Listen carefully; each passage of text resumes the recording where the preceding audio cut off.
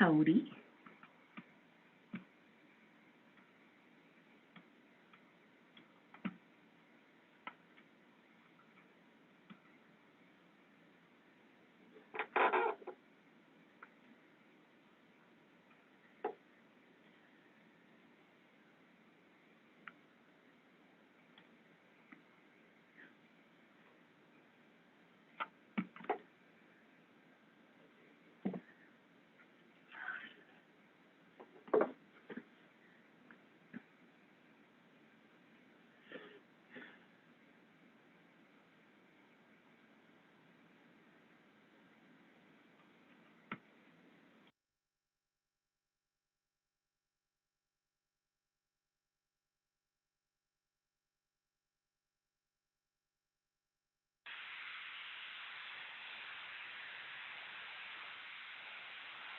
Hi, Christina.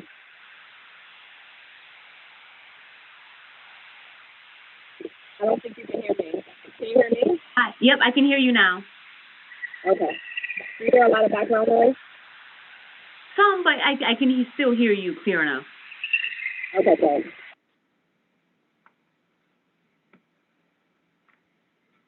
good. Looks like you're in a pool place. I am. I'm at American Dream. American Dream? Yes, spring break for the kids. Where is that? What, in Connecticut or no? New Jersey. Ah, okay.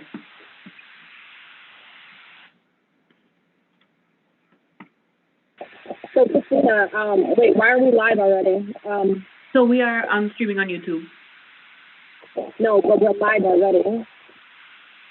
Uh-oh. I'm sorry. What did you say? I said we're live already. Yes. So, no more talk.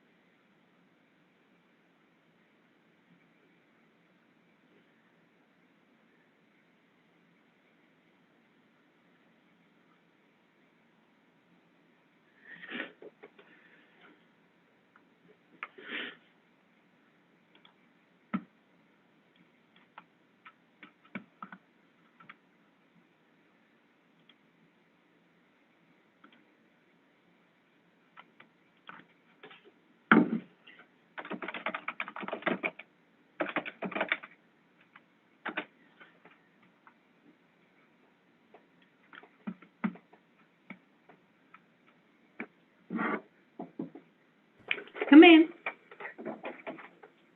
Hi, I emailed it to you a while ago. Yeah, I'm sorry. You want? I can paste it in there. No, it's fine. Let me make sure it's there. Okay. I'm sorry, I didn't check email. Oh. Oh, understood. Okay. I was like, well, I hope she got it. Okay.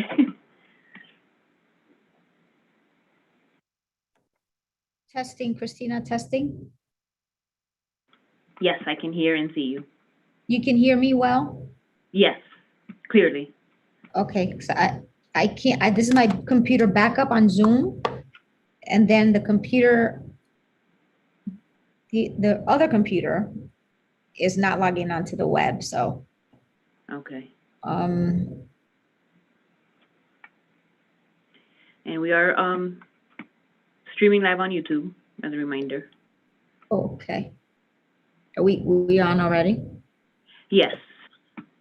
Okay, yeah.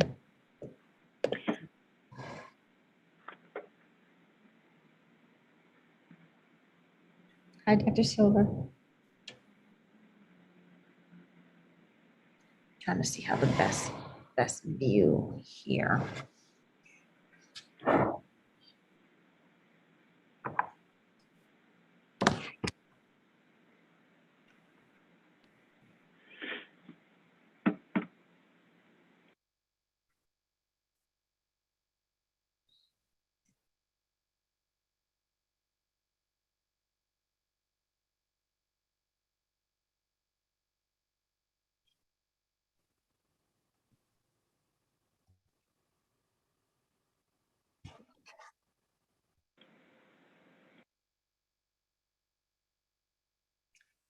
Christina, can you chat me the the PowerPoint? Link? Yeah, that way I could just use my backup computer instead of going on the other one. Okay.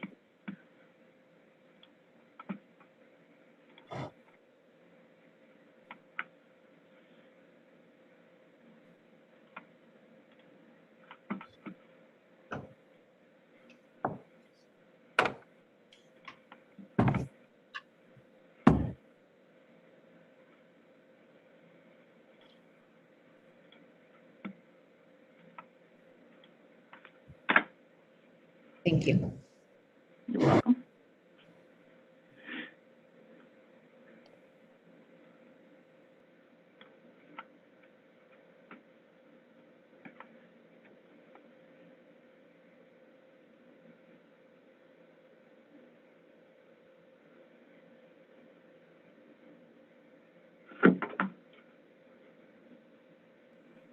And of course, my computer, my backup computer is not set up.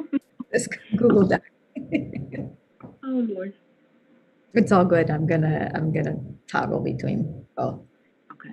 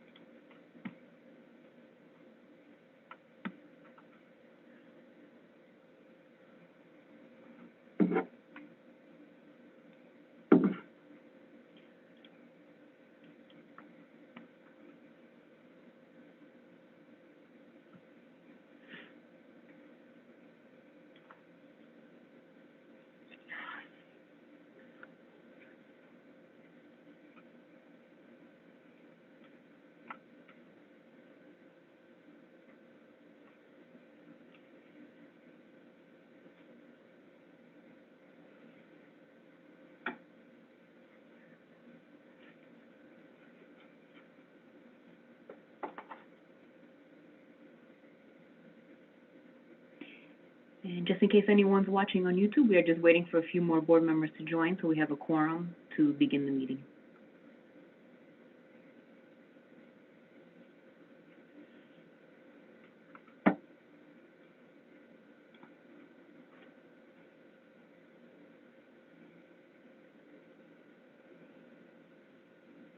Hello, everyone. Can you hear me? Awesome. It's great to see everyone. We can't hear you, but when you do talk, make sure it's like slow and clear because there's so much noise. You're gonna have to enunciate this time.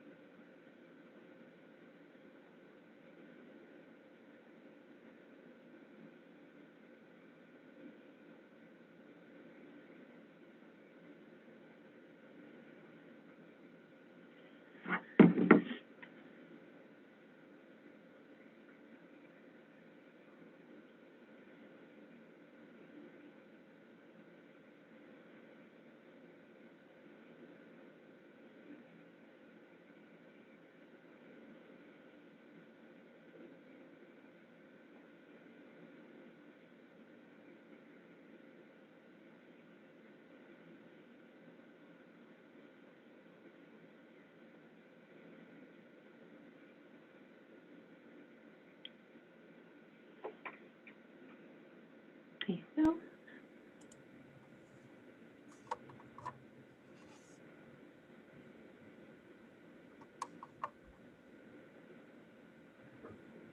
Hi, Phil. Good afternoon. Good afternoon. Looking a little light here. What's going on? I'm texting board members now.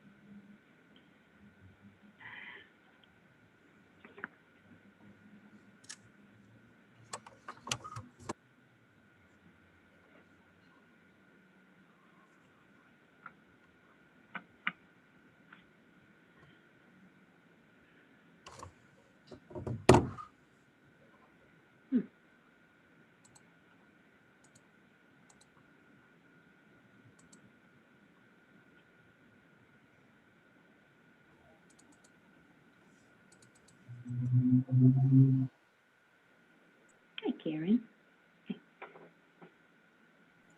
Muted. Hi, good people.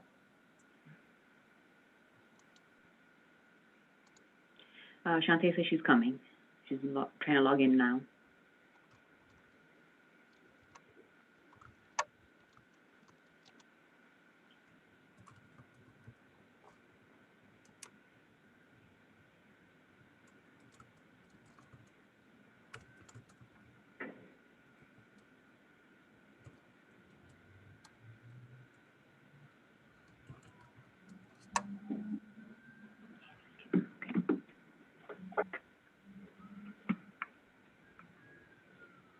Hey, Kim. Hello.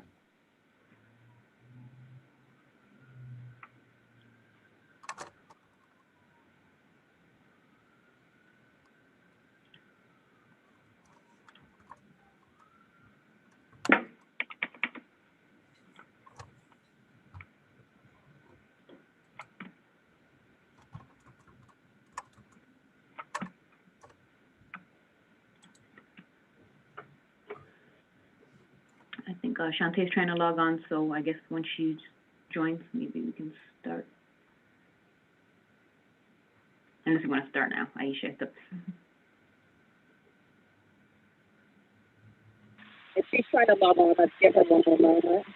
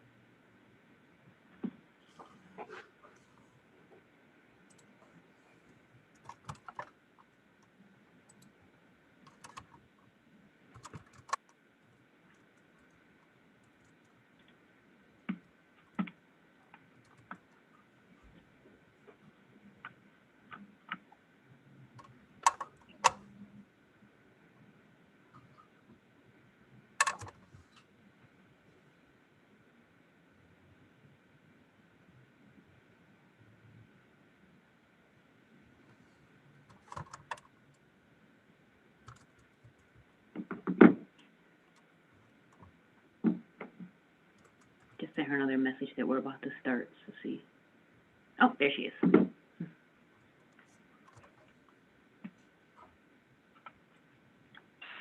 Awesome. Thank you. Thank you, everyone. We're going to go ahead and get started. Sorry, and we apologize for the delay. Can you all hear me? I see Karen face. Can you all hear me? Okay. Thank you. And so we're going to go ahead and start this. This is a board approval for a grant application. Before we get to the approval, I'm going to turn it over to the superintendent. Thank you, Chairwoman Clark.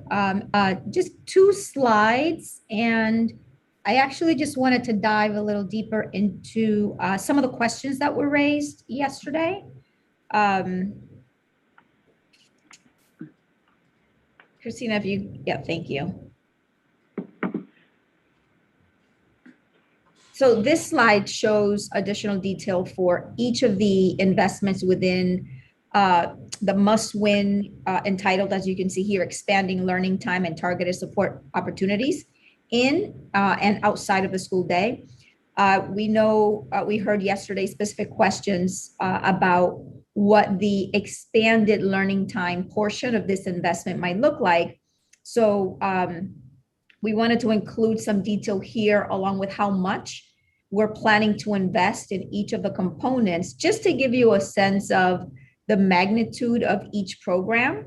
I know there was conversation yesterday about the Saturday Academy, for example, which will be focused on learning acceleration for about 800 students. It's an investment of about $200,000. I know that's not the largest investments within this must-win bucket, but I just wanted to kind of give you a sense of scale, and also knowing that we are still ways away from having the completed design work, right, to have all of the programmatic details set. That's especially because, as you know, we have to submit the application, get feedback from the state, and approvals on all of this. So we can't get too far ahead of designing. And we'll also be using what the research tells us to inform that work. That was also conversation. I know that Mr. Rigger raised that question yesterday. And so in our next slide, what you can see here, it's, a capture of what the impact of these investments can be. I know that we sent specific resources to you last night that kind of call out a few that call out the research, but I wanted to highlight a few of them. The evidence for the effectiveness of high dosage tutoring is very strong. High dosage tutoring and significantly reduced group size at very targeted times can meaningfully accelerate learning.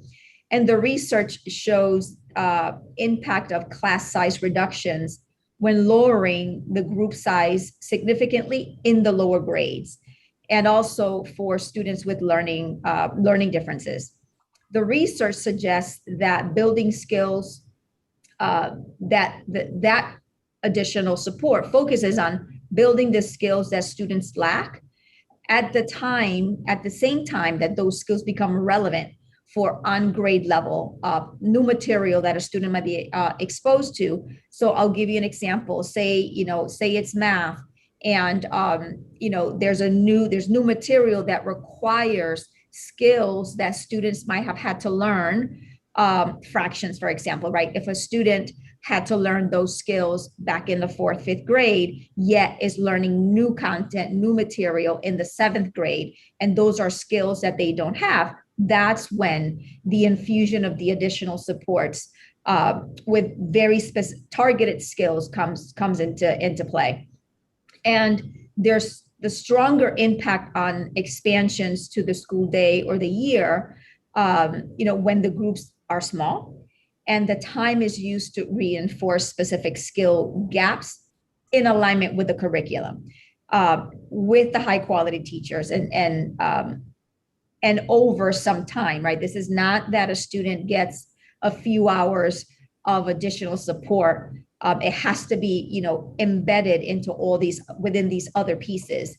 And so across each of these, you see the specifics of the design really matters, right? Small groupings, the amount of time that we want to dedicate to the support, how that time is going to be used.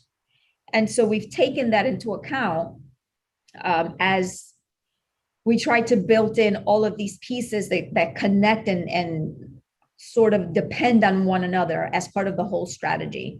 And I think I mentioned a little bit about this yesterday, but I'll give you an example, right? So the research does not support the return on investment across the broad class size reductions, right? That is why we're not saying, hey, we're going to reduce class size across all grades, across the district and all schools. But the research does support that group size reductions done with or coupled with a high quality instructor that gives targeted support to students who need that support the most does accelerate learning. And so that's why we've targeted the group size reductions and the supports with that teacher development and with that pipeline growth work that we want to do. I guess I'll turn to Mr. Rigger to see if that kind of gets to some of the questions you had yesterday. Yeah, I appreciate that background and context. I think it does. It links kind of the various levers that we have to pull in order to get the desired outcome as it relates to this particular, let's call it bucket, for as part of returning right back to normalcy. So thank you for that. You're welcome. I know we sent, a lot of the extensive research, but we wanted to kind of give you a high level. Chairwoman Clark, I'll turn it back to you in terms of, we wanted to be responsive to the questions that were lifted yesterday. I know that we sent the entire application also to everyone. Thank you so much. I'm hoping that my audio is a lot better now, or has it gotten worse? Okay, I see head shaking. So I turned off my camera and did some things. Okay, great. And so I'm going to open it up. If there are any questions before we move to a vote, I know I just have one, but I do want to open it up to anyone else of my colleagues who might have a question.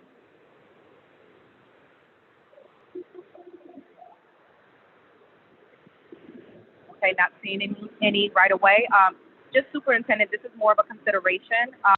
Under the equity line on the grant application, there was a portion that stated, and I want to just make sure I say it right because I highlighted it on my end. It said an increase in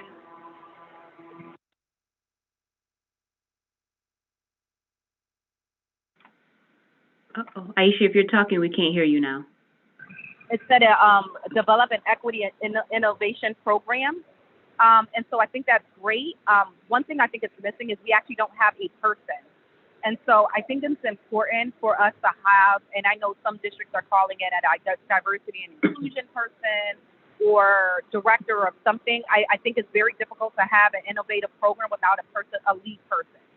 And so my recommendation is that as a part of this application that we have a designated person to support that. As a board, we have been really wanting to start and develop a equity policy. And I think that that person, along with that program that you put in there, will be great work. So that's just my recommendation. Yeah. Are there any other questions? Or go ahead, Superintendent. Or I'm not sure who said yeah.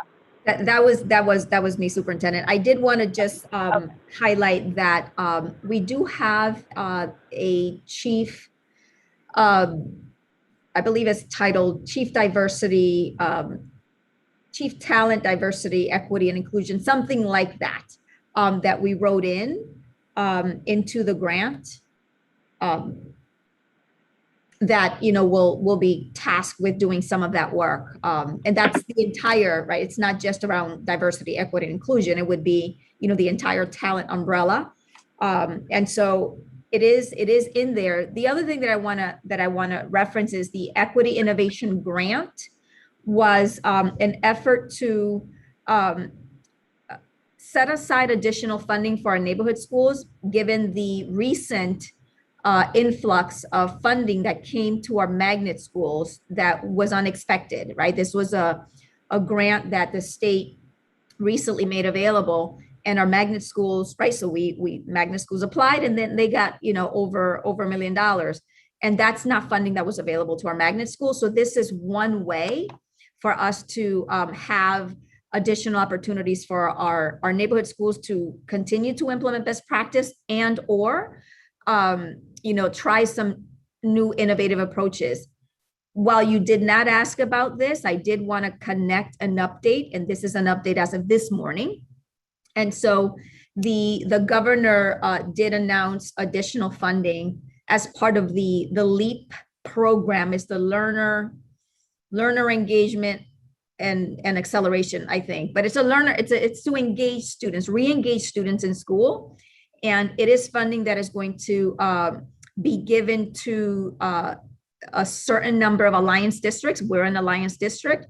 And it could be that we can use some of that money for what we had identified here in this application as engagement, which would mean that we would, if the state does say to us, hey, you requested a team of engagement specialists, yet, there's state funding that the governor has identified. What we want to make sure that we do is to use that added or leftover money and put it into the equity innovation grant.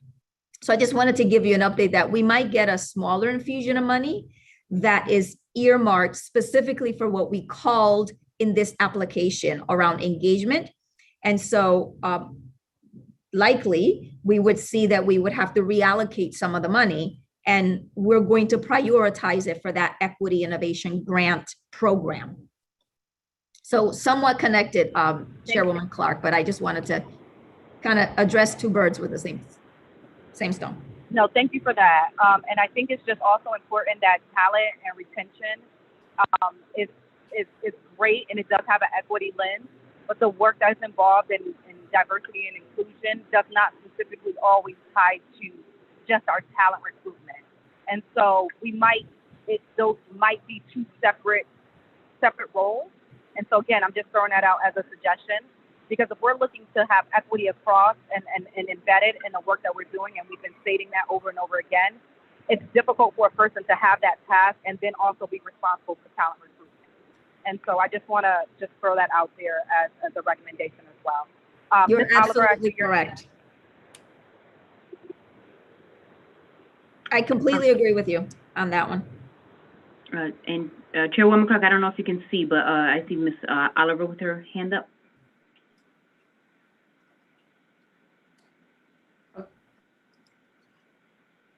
I can go ahead and start talking. Okay. Thank you. So thank you, Superintendent, for this. This is great, and being able to see the application and having some time with it.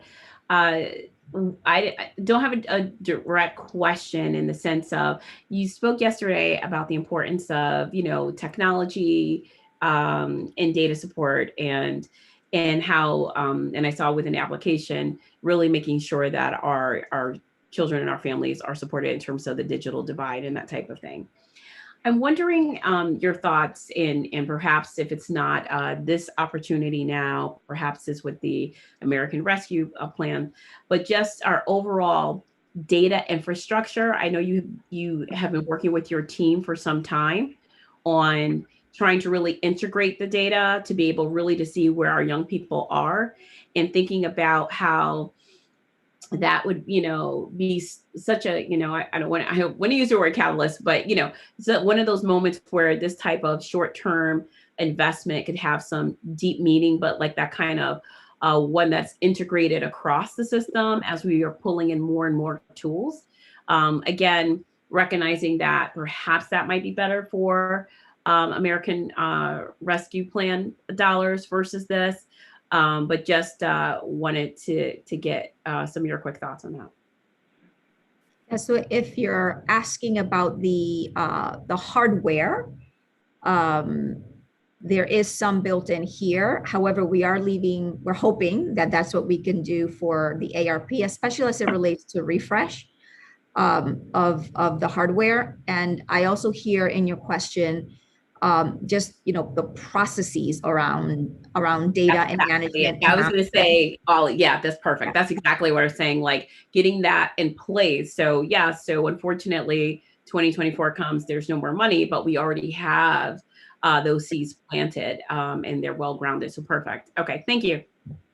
Yeah, there's a big strategy there, and we've put in for a data fellow, as part of the request as well. Great, thank you.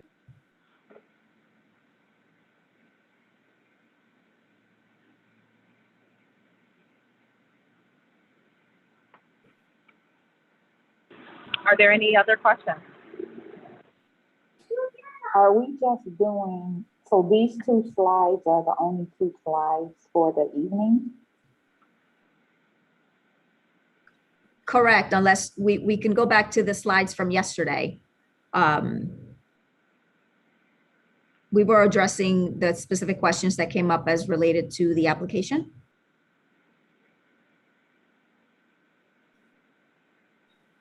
Okay, so summer school, is that only in person?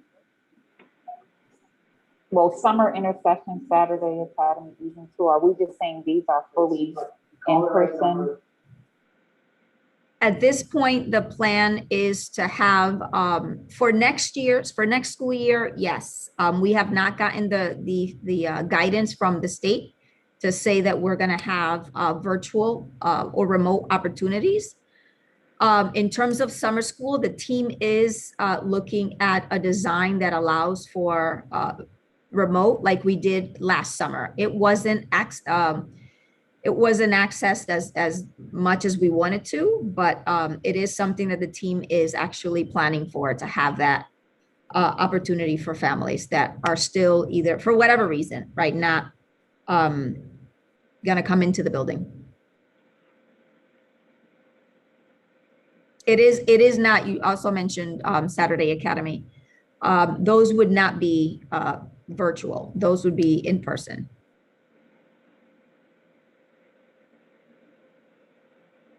So has this all been thought, because I see categories, I see amounts, but I don't see, so I'm assuming this will be forever developed and more coming out to explain some of the, like if we're say Saturday Academy, like what does Saturday Academy consist of, like getting into those deeper conversations? Yes, at this point, this is the initial kind of vision. The state will let us know whether or not, this meets the requirements, we're going in the right direction. And then we proceed to design, right? And design a program. We don't want to get ahead of ourselves and not know whether or not we're going to be approved. But all of those details, Ms. Brody, not just the programmatic design, but the actual number of students, right? Right now, we are using our EWE, our early warning indicator data, but we know that, as students, for example, continue to come back into in person, or, next year when we have even more students, like we'll have a better idea of where they are academically, and even with, their social emotional needs. And when we say intercession, does that mean longer school year? What? Intercession means when students are on break, that there's an opportunity for us to invite students in to continue to accelerate learning. And these are targeted students based on those tiers and based on the needs that they have. And does intercession, is that across grades, or is that specific to, we had some conversations about high school, is that specific to a certain population of students, or will intercession be available to all students? So right now, intercession is not targeted for all students. It is based on the highest tier students. That is something that we can continue to explore as additional funding becomes available to us. Does higher tier, could that be an elementary student? That's absolutely. Yeah, Ms. Brody, a tier 3 student is a student that has the highest level of need, but it could be across any of our grades. And when we say need, we mean academic need? not just academic. It could be academic, but social emotional needs as well. Or one or the other, right? It could be, and it could be a student that, for example, needs to accelerate learning in literacy, right? Their reading skills, and or math, or it could be a student that needs, support and access to counseling, group counseling, individual counseling.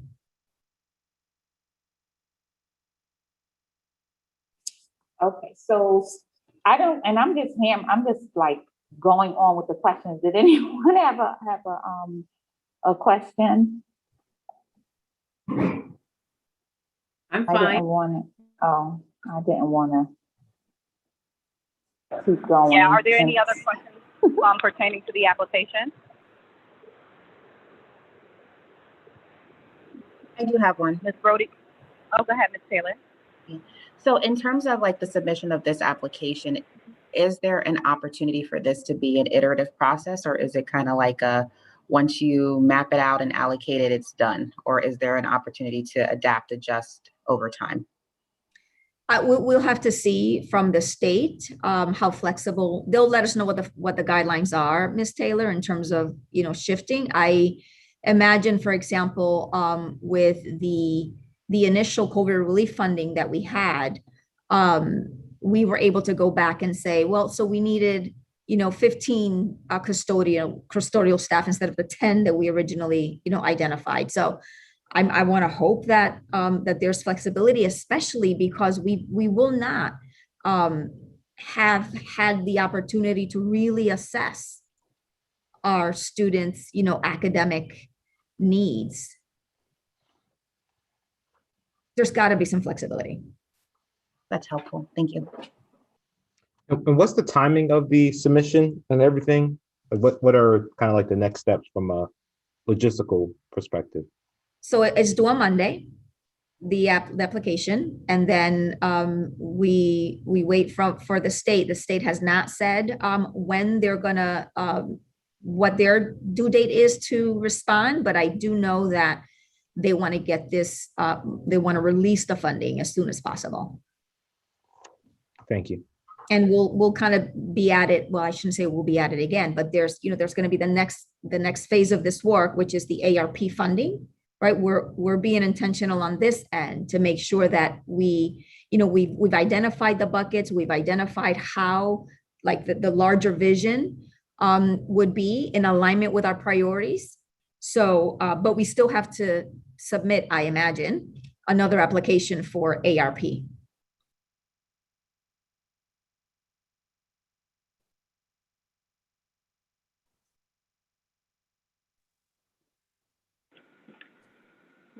I do see Ms. Oliver with her hand up. Go ahead. Sorry. So, from the presentation from yesterday, Superintendent, there was a slide where you talked about the tiers, but also the tiers in terms of schools.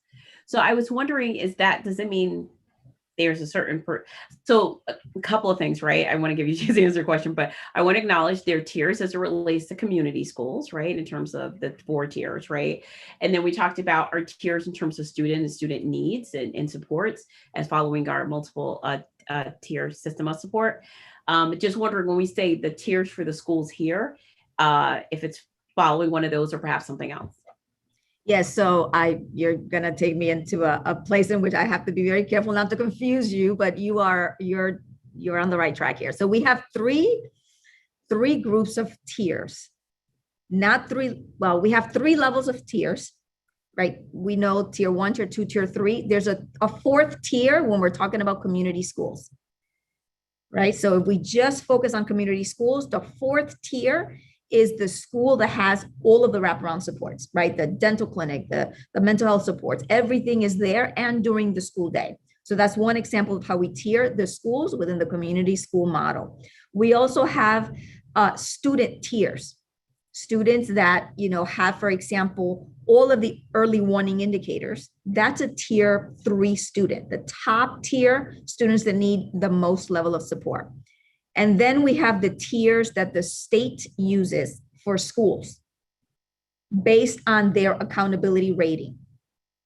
And so as part of this application, we rely on all of those. I'll give you an example. So when it comes to student need, we identify students that are in tier 2 and tier 3 based on the early warning indicators and priority grades. Remember, we talked about that yesterday, that in addition to tiering the students, we know that certain investments make sense in specific grades, K3 and 9 and 10th grade, because of our context in Hartford, right? 9 and 10th. And then in terms of the school level need, because that's how we're trying to get at equity from multiple perspectives. We don't want to lose out, for example, on a magnet that they might not be per the state on a tier that requires additional supports, but they have pockets of needs in a magnet school. So we want to get at it from another equity angle. So the school needs, we're categorizing the schools that we're going to support in different ways per the tiers, right? And tier 4 and tier 5 are the schools that have the highest level of need. And that just prompts me, Ms. Oliver, to work on a very nice matrix, just so that we can. Yeah, no, that was really helpful. So it's like, I love how you said it, looking at different angles and different lenses of getting to equity. So I appreciate that. That's perfect. Thank you.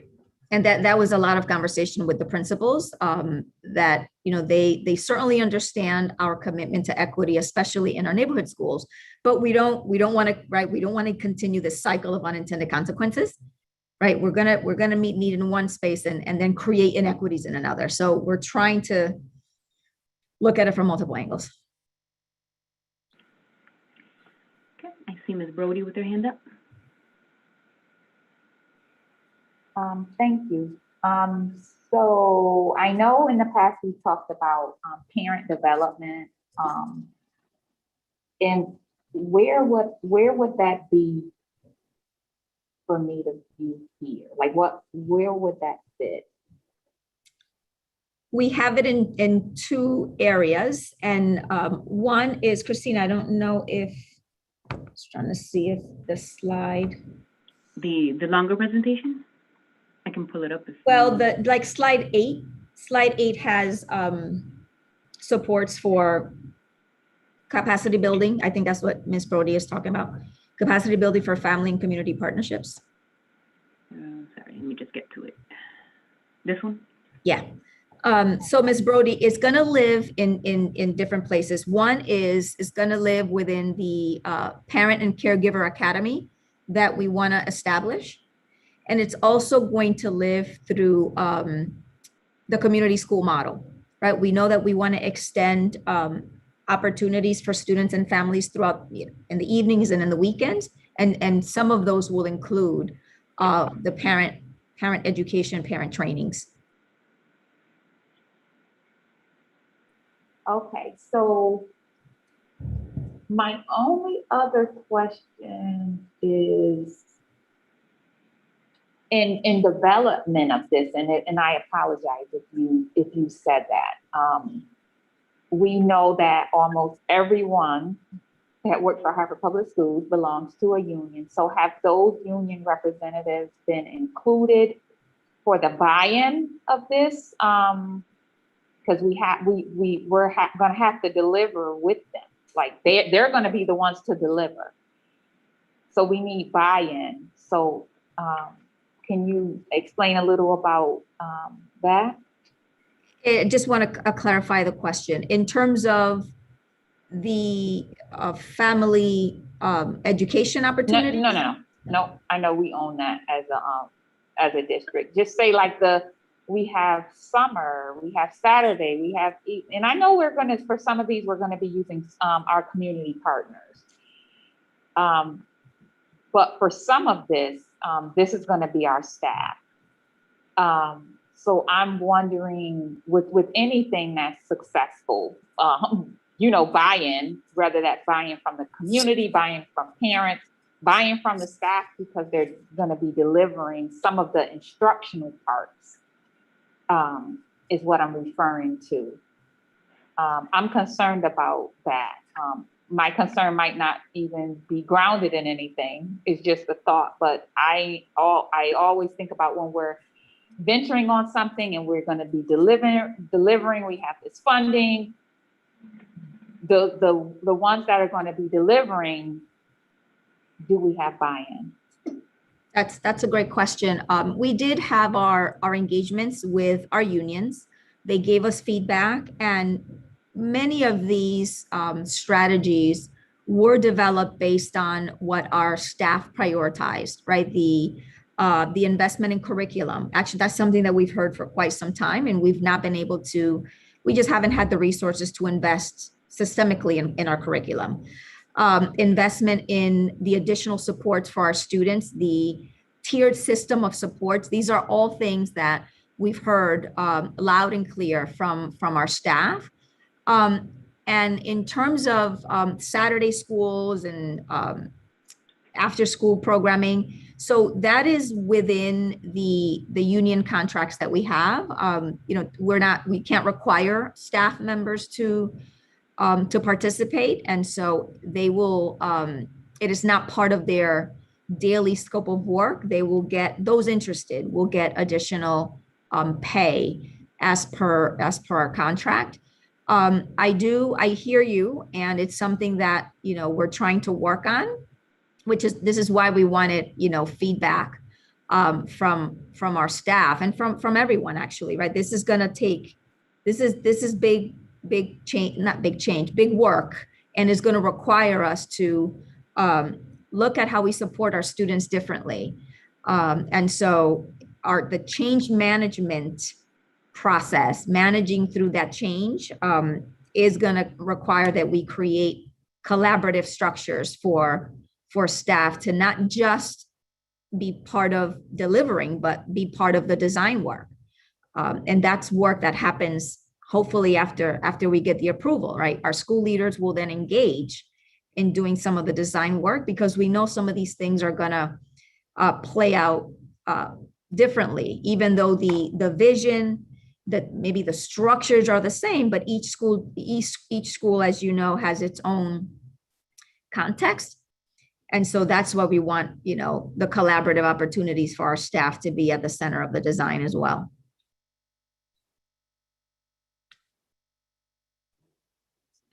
Thank you. So I'm assuming, sorry, follow-up question. I'm assuming if we get to a point, we're voting on this tonight. So if we get to a point where it's something that is to be implemented and there's an issue with the implementation based, like say if it's based on contract or based on something that will be informed and we will revisit that? If it requires that we renegotiate a contract? Like if it's something that we vote on this evening, that is something that when we looked at it again, you and your staff looked at it again and you determine something prevents you from doing that. And I'm not trying to get low level, but I'm trying to get like for the things that are like in this larger report, and we're saying we're doing this, that, if it's something that we're saying we might need to tweak that because of something that we didn't foresee and we can't get around it. Because I'm trying to even envision rolling out of this. How are we gonna get like, how are we gonna see as this develops? I can't envision that. And definitely doesn't have to be answered tonight, but I'm trying to understand this process because this is funding for 3 years. So it's gonna be a lot of development and changes, and it's gonna actually be some results and that sort of thing. So I don't know if it's gonna be embedded in the reporting that we already get and it'll be a line item. I'm just trying to envision how we're keeping track of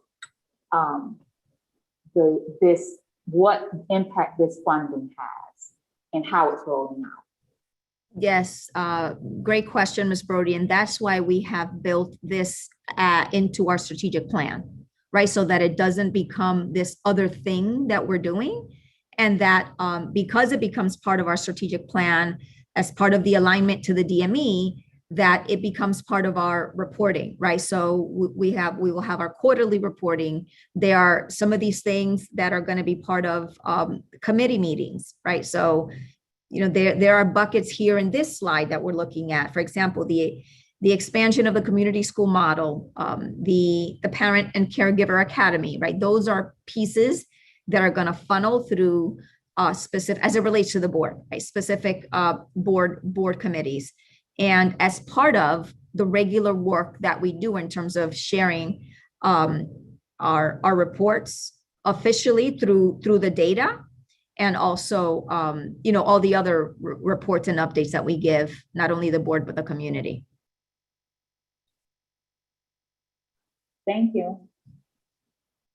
You're welcome. Thank you so much, everyone. If there are any other questions pertaining to the grant before we vote. Okay, seeing none, is there a motion for a, oh, thank you, Christina, look at you. The recommended action is that the motion that the Hartford Board of Education authorizes superintendent to submit an application for the elementary and secondary school emergency relief ESSER fund 2 in the amount of $45.7 million. Is there a motion? So moved. Phil Regard.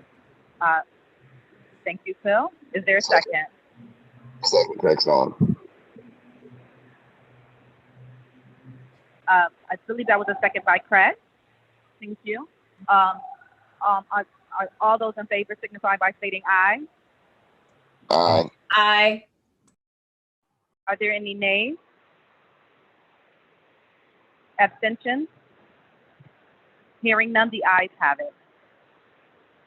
Is there a motion for adjournment? So moved. Phil Regard. Second. Thank you, Phil. Is there a second? Second. Thank you, Craig. All those in favor signify by stating aye. Aye. Aye. Any nays? I'm sure you all don't have a nay. But thank you all. Thank you, Superintendent and your team, for working and engaging with our community. Thank you to my colleagues for your great and amazing questions as it relates to this work. And I'd love to see what this will do for us in the next 3 years. Thank you, everyone, and thank you for dealing with my technical difficulties. And you all have an amazing rest of the day. Thank you all. Good night. Good night.